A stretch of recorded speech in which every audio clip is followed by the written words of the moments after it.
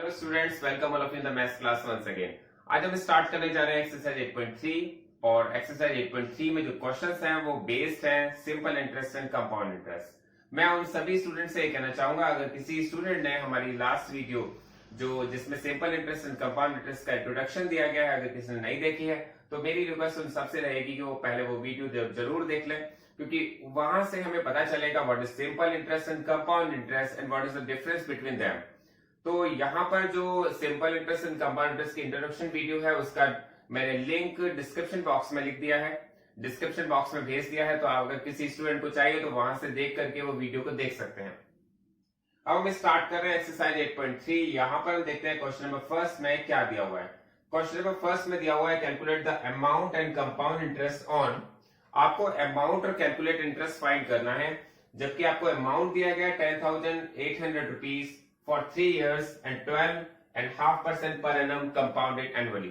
आपसे कहा गया अगर कंपाउंड इंटरेस्ट लगाया जाता है तो 10,800 रुपीज 3 इयर्स में 12.5% रेट से कितना अमाउंट हो जाता है और कितना कंपाउंड इंटरेस्ट हो जाता है। तो इस क्वेश्चन को करने का मेथड क्या है बहुत अच्छी तरह से समझते हैं। सबसे पहले हमें ये बात पता होनी चाहिए, हमारे पास एक डायरेक्ट फॉर्मूला है अमाउंट फाइंड करने का, वो है a is equal to 1 plus r upon 100 to the power n। ये हमारे पास फॉर्मूला है, यही हमारे पास, इससे हम अमाउंट भी फाइंड कर सकते हैं और इससे हम सिंपल इंटरेस्ट कंपाउंड इंटरेस्ट भी फाइंड कर सकते हैं। तो सबसे पहले देखते हैं प्रिंसिपल अमाउंट क्या है। आप सबको क्लियर हो गया होगा, प्रिंसिपल अमाउंट है 10,800 रुपीज। उसके बाद एन जो है ये टाइम पीरियड होता है, हमारे पास दिया गया 3 इयर्स। यहाँ पर रेट ऑफ इंटरेस्ट दिया गया 12.5% पर एनम। 12.5% पर एनम को मैं यहाँ पर 12 to the 24, 24 over 25, 25 upon 2% per annum भी लिख सकता हूं, ये आप समझ गए होंगे। इसके बाद मैं यहाँ पर फॉर्मूला अप्लाई कर रहा हूं, a is equal to p के प्लेस पर हमें रखना है 10,800 रुपीज, 1 प्लस r के प्लेस पर रखना पड़ेगा 25 upon 2 और यहाँ पर 100 है फॉर्मूले में तो मैंने यहाँ पर 100 रख दिया। पावर n के प्लेस पर मुझे रखना पड़ेगा 3। तो बहुत ही क्लियर हो गया होगा आप सबको, क्योंकि मैंने यहाँ पर जो वैल्यूज दी गई थी वो पुट कर दी है 10,800 रुपीज। अब मैं इसको कट कर सकता हूं, आप देखिए कैसे कट कर रहा हूं, क्योंकि कट करने में बहुत मिस्टेक्स हो जाती है, उसको बहुत ध्यान से करना है आपको, स्टेप बाय स्टेप आपको देखना है। मैंने इसको कट किया 5 से, 5 5 जो 25, 5 2 जो 10, 5 0 0, 5 1 जो 5, 5 4 जो 20। तो यहाँ पर जो कट करके आया है 1 प्लस 1 अपॉन 8 आया है। बहुत ध्यान से आप देखेंगे, क्योंकि ऊपर हमारे पास केवल 1 बचा हुआ था और नीचे 4 2 जा 8 हो जाता है। अब इसके बाद इसका एलसीएम अगर हम लेते हैं, क्योंकि हमें कोई भी वैल्यू जब फ्रैक्शन में होती है और कोई होल नंबर में होती है तो हमें उसे ऐड करने के लिए एलसीएम लेना पड़ता है। यहाँ पर मैंने 8 और 1 का एलसीएम लिया है तो 8 आ गया है। मैंने 8 को 1 से डिवाइड किया है, 1 8 जा 8, तो 8 1 जा 8 एंड 8 1 जा 8, तो 1 1 जा 1। एलसीएम लेना हम सबको समझ में आ गया होगा, क्योंकि एलसीएम हम सबको आना चाहिए। इसके बाद देखते हैं, यहां पर आ जाएगा 10,800 रुपीज और ये आ जाएगा 9 अपॉन 8 की पावर 3। अब आपके पास ये वैल्यू आ गई है। अब आपको क्या करना होगा, 9 अपॉन 8 की पावर 3, क्योंकि ये आप सबको पता है अगर किसी की पावर 3 लगी है तो हम उसका मल्टीप्लाई 3 टाइम्स कर रहे हैं अगर हम इसके ब्रैकेट को ओपन करें तो। ये हमारे पास वैल्यू आ गई है। आप इसके कैलकुलेट कैसे करेंगे, अब इसको कैलकुलेट करने का मेथड भी बहुत ही सिंपल है। आप इसको कट कर लीजिए, मैं डायरेक्ट इसको 8 से काट देता हूं, 8 1 जा 8 और अगर मैं इसे काटूंगा 8 1 जा 8, मेरे पास आएगा 2 8, 8 3 जा 24, 8 3 जा 24 आ गया। उसके बाद बचा 4 0, 8 5 जा 40 और 8 5 जा 40 के बाद लास्ट में 0 बची है, आपने 0 को उससे कट कर दिया है। इसके बाद देखते हैं यहां पर हम इसे किससे काट सकते हैं। यहां पर ये 8 से तो कटेगा नहीं, इसको हमने 2 से कट कर दिया। ये 2 4 जा 8 और मैंने 2 से कट किया तो आ गया 2 6 जा 12, 2 7 जा 14, 2 5 जा 10। तो हमारे पास इसका कैलकुलेट करके आ गया 675। और देखिए हमारे पास जब हम कैलकुलेशन कर रहे हैं तो हमें पता होना चाहिए 9 का क्यूब भी हमने क्यूब एंड क्यूब रूट्स में पढ़ा था। 9 का मल्टीप्लाई 3 टाइम्स हो रहा है, 9 9 जा 81, 81 9 जा होता है 729 और अपॉन में आ गया है 8 4 जा 32। तो यहां पर आपको इसका मल्टीप्लाई करना है, और अगर आप इसका मल्टीप्लाई करेंगे तो आपके पास मल्टीप्लाई करके इसकी वैल्यू आएगी 492075। 492075। अब आप इसको डिवाइड करेंगे 32 से। ये कैलकुलेशन आपको करनी है, क्योंकि अगर आप 4675 का मल्टीप्लाई 729 से करेंगे तो आपके पास ये अमाउंट आ जाएगा। अब आपको क्या करना पड़ेगा, अब आपको डिवाइड करना पड़ेगा। डिवाइड करेंगे तो आपके पास जो वैल्यू आएगी वो आएगी 15,377.34। ये आपके पास वैल्यू आ जाएगी अगर आप इसका इसे डिवाइड कर देंगे तो। अब आपके पास इसका डिवाइड करने पर जो वैल्यू आ रही है 15,377.34, यह इसका आंसर होगा, क्योंकि आपने जो आपसे कहा गया था अमाउंट फाइंड करने के लिए आपने वो फाइंड कर लिया है। लेकिन आपसे दूसरा कहा गया था अमाउंट तो फाइंड करना ही है आपको इसमें कंपाउंड इंटरेस्ट भी फाइंड करना है। और कंपाउंड इंटरेस्ट फाइंड करने के लिए हमें क्या करना पड़ेगा, कंपाउंड इंटरेस्ट फाइंड करने के लिए हमें अमाउंट क्या होता है, अमाउंट होता है principal plus SI, sorry principal plus CI, क्योंकि हम यहाँ पर CI फाइंड कर रहे हैं, कंपाउंड इंटरेस्ट फाइंड कर रहे हैं। तो आपको क्या करना पड़ेगा, हमें प्रिंसिपल हमें यहाँ पे CI फाइंड करना पड़ेगा। तो CI के लिए आपके पास फॉर्मूला हो जाएगा A माइनस P, और आपके पास जो अमाउंट है 15,377.34, अगर आप इसमें से 10,800 रुपीज माइनस कर देते हैं तो आपके पास माइनस करके जो अमाउंट आएगा वो आएगा 4577.34। देखिए मैं इस क्वेश्चन को फिर क्लियर कर रहा हूं, आपको बहुत ध्यान से समझने की जरूरत है। क्वेश्चन यहां पर कंप्लीट हो गया है, एक आंसर इसका ये आ गया है। देखिए मैं आपको बहुत ही ध्यान से इसमें रिपीट करके बता रहा हूं कि 10,800 रुपीज था जो 3 इयर्स के लिए दिया गया था, 12.5% उसका रेट ऑफ इंटरेस्ट था। हमने जो वैल्यूज दी गई थी उन सभी वैल्यूज को जो फॉर्मूला है हमारे पास, उस फॉर्मूले में हमने वैल्यूज पुट कर दी है। वैल्यूज पुट करने के बाद हम कैलकुलेट कर रहे हैं। कैलकुलेट करने के बाद जब हम यहां तक पहुंच गए हैं तो उसके बाद तो केवल मल्टीप्लाई करना है और डिवाइड करना है। जब आप वैल्यूज को मल्टीप्लाई करते हैं तो आपके पास जो वैल्यू आती है, अब आप उसको 32 से डिवाइड करते हैं। देखिए ये मल्टीप्लाई का वर्क और डिवाइड का वर्क आपको अपने आप करना पड़ेगा। हो सकता है आप एक बार करें, 2 बार करें तो हो सकता है उसमें मिस्टेक्स हो, लेकिन आप जब मिस्टेक्स करते हैं उसके बाद वो सही आना भी स्टार्ट होता है। जब मिस्टेक्स होती हैं उस मिस्टेक से कुछ ना कुछ डेफिनेटली सीखते हैं। तो यहां पर हमारे पास इसका आंसर ये आ जाएगा, ये अमाउंट है। और देखिए अमाउंट का मतलब क्या होता है, अमाउंट का मतलब होता है principal amount and compound interest, दोनों को अगर मिला दिया जाए तो वो क्या होता है, अमाउंट। लेकिन आपसे कहा गया कंपाउंड इंटरेस्ट भी फाइंड कीजिए। अगर आपको कंपाउंड इंटरेस्ट फाइंड करना है तो एक फॉर्मूला और आपको याद रखना पड़ेगा, A माइनस पी। अमाउंट में से प्रिंसिपल अमाउंट अगर माइनस करेंगे तो आपके पास कंपाउंड इंटरेस्ट आ जाएगा। तो ये क्वेश्चन यहाँ पर क्लियर हो गया है। इसके बाद अब देखते हैं इसका बी पार्ट। अब देखते हैं इसके बी पार्ट में क्या दिया हुआ है। बी पार्ट में आपके पास कहा गया है 18,000 रुपीज 2.5 ईयर्स के लिए 10% पर एनम कंपाउंडेड एनुअली अगर दिए जाते हैं तो अमाउंट कितना होगा और कंपाउंड इंटरेस्ट कितना होगा। तो आपसे पूछा गया है क्वेश्चन में, तो यहाँ पर हमने एक फॉर्मूले में थोड़ा सा चेंज किया है, और इस फॉर्मूले में थोड़ा चेंज क्यों किया है वो भी मैं आपको बताने जा रहा हूँ।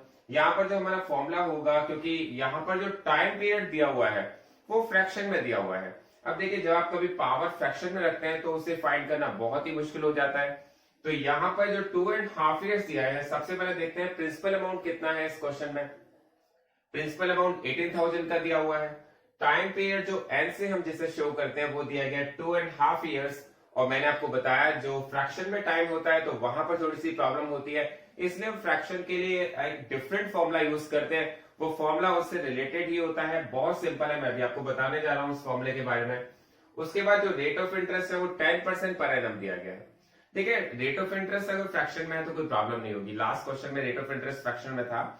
लेकिन अब यहाँ पर टाइम पीरियड जो फ्रैक्शन में है तो उसमें हमारा जो फॉर्मूला यूज होगा a is equal to p into 1 plus r upon 100 to the power n। जो होल नंबर की वैल्यू होगी वो तो यहां रखी जाएगी, और जो फ्रैक्शन में होगा तो वो हम यहां रखेंगे 1 plus 1 upon 2 r upon 100। तो एक इस फॉर्मूले के बेस पर हम देखते हैं क्वेश्चन को कैसे करते हैं। यहां पर हमने फॉर्मूला यूज किया a is equal to p। p कितना है 18,000 rupees, 1 plus r upon 100, r कितना है 10% upon 100 to the power n। अब n कितना है, देखिए n हमारे पास 2.5 ईयर्स है, लेकिन हम 2 इयर्स को तो यहां रखेंगे और जो इसका हाफ ईयर होगा वो हम डिफरेंट यहां पर रखेंगे 1/2 10/100। तो यहां पर अगर हम इस फॉर्मूले को यूज करते हैं तो बहुत ही क्लियरली हम इस क्वेश्चन को बहुत ही इजीली सॉल्व कर सकते हैं। अब देखते हैं इसको कैसे सॉल्व करते हैं। हमने 0 से 0 को कट कर दिया है, तो यहां पर आ गया 18,000, यहां पर आ गया 1 + 1/10 और यहां पे आ जाएगा 0 से 0, यहां पर भी कट हो जाएगा, यहां पर आ जाएगा 1 + 1/20। देखिए यहां पर कैलकुलेट आप बहुत ध्यान से कीजिएगा क्योंकि इसमें मिस्टेक्स होने के चांसेस बहुत ज्यादा रहते हैं। अगर थोड़ा सा भी कंसंट्रेशन ब्रेक हो जाता है तो हमारी मिस्टेक जल्दी हो जाती है इसमें। आप देखिए यहाँ पर 1 और 10 का एलसीएम लिया है मैंने, 1 और 10 का एलसीएम आता है 10, 1 10 × 10, तो 10 का 1 से मल्टीप्लाई करेंगे तो 10 आ जाएगा, 10 1 × 10 तो 1 आ जाएगा। इसकी पावर हमें 2 लगानी है और हमें यहाँ पर भी जो वैल्यू है उसका भी एलसीएम लेना पड़ेगा। एलसीएम लेना आप सबको बहुत ही अच्छी तरह से आ जाना चाहिए। 1 और 20 का एलसीएम 20 होता है, 1 को 20 से डिवाइड करेंगे 20 बार जाएगा, 20 1 × 20, 20 को 20 से डिवाइड करेंगे 1 बार जाएगा, 1 1 × 1। तो आपके पास इसकी वैल्यू जो आ जाएगी वो आ जाएगी 18,000 रुपीज, जो इसका प्रिंसिपल है, और उसके बाद आ जाएगा 11/10 की पावर 2 और यहां पे जो वैल्यू आ जाएगी 21/20। तो ये वैल्यू हमारे पास आ जाएगी। अब इसको कैसे कैलकुलेट करते हैं, सबसे पहले देखेंगे 18,000, क्योंकि इसकी पावर 2 है तो हम यहां पर लिख सकते हैं 11 × 11/10/10। इट मींस 11/10 की पावर अगर 2 दे रखी है तो 11/2 कितने टाइम्स लिखा जाएगा, 2 टाइम्स। ये तो आपको सबको पता है। इसके बाद हम देखते हैं 21/20। अब इसके बाद सबसे पहले इसको सॉल्व करने के लिए हम क्या करते हैं, 0 से 0 को कट कर लेते हैं, दूसरी 0 को दूसरी 0 से कट कर देते हैं, तीसरी 0 को तीसरी 0 से कट कर लेते हैं। अब जो अपॉन में वैल्यू है 2, 2 1 × 2, 2 9 × 18, हमारे पास आ जाता है 9 × 11 का 11 से मल्टीप्लाई होता है तो आता है 121 और फिर 21। अब इसका मल्टीप्लाई करेंगे, कैसे भी कर सकते हैं, 9 1 × 9 108, तो आपके पास ये आ जाएगा। इसका मल्टीप्लाई करेंगे तो 1089। इसका मल्टीप्लाई आपको 21 से करना है, 21 से आप मल्टीप्लाई करके देख लीजिए। 1089 का मल्टीप्लाई अगर 21 से किया तो आपके पास आ जाएगा 1089 और इसको कैलकुलेट करेंगे 9 2 × 18, 18 का 8 करने लगा 1, 8 2 × 16 और 1 17 और 2 1 × 2, तो यहाँ पे आपके पास आ जाएगा 9 16 8 और 2 2। तो हमारे पास जो वैल्यू आ गई है 22,869।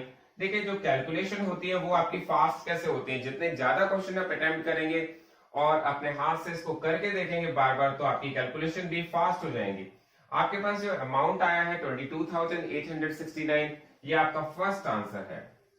इट मींस अमाउंट है हमारे पास 22,869 का, जो हमारे पास एक आंसर आ गया है। इसके बाद आपको फाइंड करना है कंपाउंड इंटरेस्ट। मैंने बताया था कंपाउंड इंटरेस्ट फाइंड करने के लिए आपको क्या करना पड़ता है, आपको अमाउंट में से प्रिंसिपल माइनस करना पड़ता है। अमाउंट, टोटल अमाउंट में से अगर आप प्रिंसिपल को माइनस कर देते हैं, इट मींस 22,869 में से आप 18,000 को माइनस कर देते हैं तो आपके पास आ जाता है 4,869। ये इसका कंपाउंड इंटरेस्ट आ जाता है और इसका जो सेकंड आंसर होगा वो ये है। आपको बहुत अच्छी तरह से क्लियर हो गया होगा, बहुत ध्यान से आप इसको देखिएगा। आप देखते हैं इसके बाद सी पार्ट। अब देखते हैं इसका सी पार्ट। सी पार्ट में आपसे कहा गया है, आपके पास जो प्रिंसिपल अमाउंट दिया गया है 62,500 का, आपसे कहा गया 1.5 ईयर्स के लिए 8% पर एनम। लेकिन यहां पर एक थोड़ा सा चेंजेस है, क्वेश्चन को बहुत ध्यान से पढ़ेंगे तो यहां पर लिखा हुआ है कंपाउंडेड हाफ ईयरली। देखिए लास्ट क्वेश्चन तक देखा था तो उसमें लिखा था कंपाउंडेड ईयरली, यहां पर लिखा हुआ है कंपाउंडेड हाफ ईयरली। इसका मीनिंग क्या होता है, इसका मीनिंग समझेंगे। और मैं आप सबको बताना चाहूंगा, जब मैंने इंट्रोडक्शन करवाया था तो मैंने बताया था कि जो कंपाउंड इंटरेस्ट हम जब कैलकुलेट करते हैं तो वहां जो प्रिंसिपल अमाउंट है वो चेंज होता रहता है। अब वो चेंज कैसे होता है, देखिए मैंने आपको बताया था जब हम एनुअली चार्ज करते हैं कंपाउंडेड एनुअली तो इट मींस जो प्रिंसिपल अमाउंट है एनुअली चेंज होता है। लेकिन जब यहाँ पर कंपाउंडेड हाफ ईयरली है तो इट मींस यहाँ पर प्रिंसिपल अमाउंट एवरी 6 मंथ बाद या एवरी हाफ ईयर बाद चेंज हो जाता है। जैसे मैंने आपको वहां पर एक एग्जांपल देके समझाया था कि प्रिंसिपल अमाउंट रेगुलरली चेंज होता रहता है, तो इसी तरह से यहाँ पर जो प्रिंसिपल अमाउंट है हाफ ईयरली में चेंज हो जाता है। ठीक है, अब देखते हैं यहाँ पर हमारे पास इस क्वेश्चन को करने का वही सेम फॉर्मूला है, a is equal to p into one plus r upon 100 to the power n।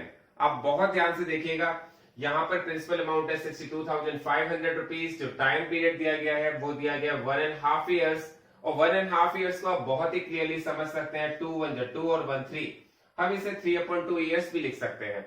यहाँ पर जो रेट ऑफ इंटरेस्ट गिवन है वो 8% पर एनम है, लेकिन हमारे पास यहाँ पर जो कंपाउंड इंटरेस्ट लग रहा है वो हाफ ईयरली लग रहा है।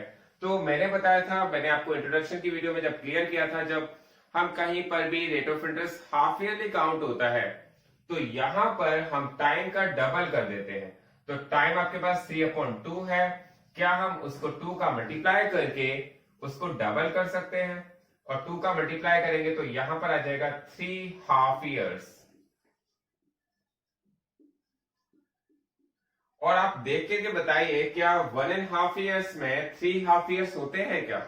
डेफिनेटली होते हैं। 1.5 ईयर कितने मंथ्स के होता है? 6 मंथ का, और 6 मंथ में एक हाफ ईयर हो जाता है, नेक्स्ट 6 मंथ में दूसरा हाफ ईयर हो जाता है, और 1.5 ईयर्स में 3 हाफ ईयर्स हो जाते हैं। तो ये बात हमारी बहुत क्लियर हो जानी चाहिए।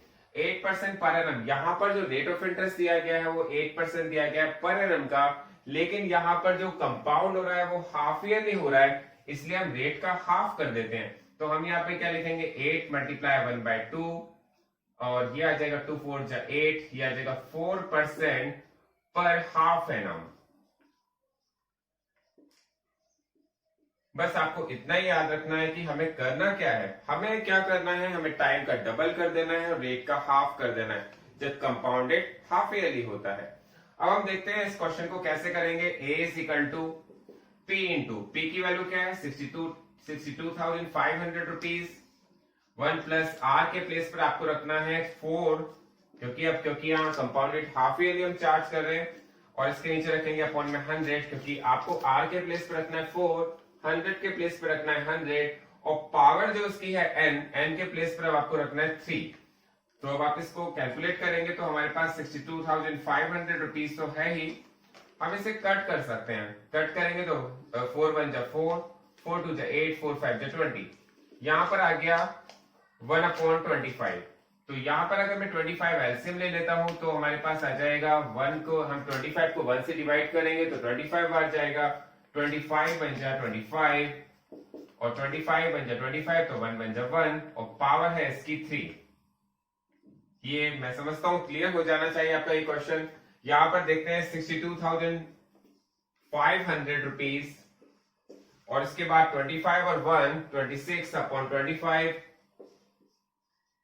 की पावर 3। देखिए पावर 3 का मीनिंग क्या है, पावर 3 का मतलब है कि 26/25 जो वैल्यू है वो हम उसको 3 टाइम्स मल्टीप्लाई करें।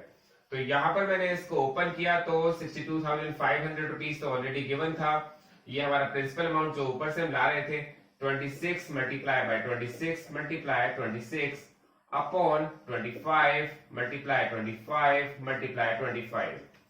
अब देखते हैं, हमने यहाँ पर 26/25 का जो ब्रैकेट ओपन किया है, इसमें हमारे पास 26/25 की पावर 3 है, तो यहाँ पर जब ब्रैकेट ओपन किया तो 26/25 26/25 एंड 26/25 3 टाइम्स आया है। अब आपको इसे कट करना है मेरे साथ, आप देखिए कैसे कट करते हैं।